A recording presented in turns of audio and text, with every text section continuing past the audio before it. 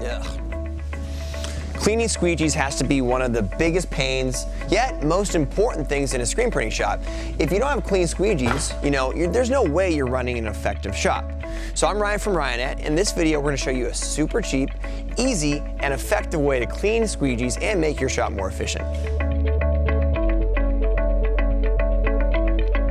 Somewhat perplexed by this problem, just like many of you screen printers are, Eric from Action Engineering decided to invent and draw up a simple tool to clean squeegees.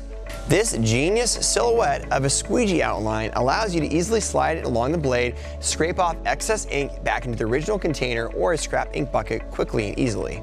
These squeegee cleaners also work with all types of squeegees, including manual and automatic, and any type of squeegee blade with a standard configuration.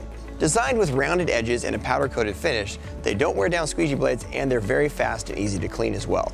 So check out this new Action Engineering squeegee cleaner in single or production packs available on screenprinting.com, and be sure to subscribe to our YouTube channel for more great screen printing videos.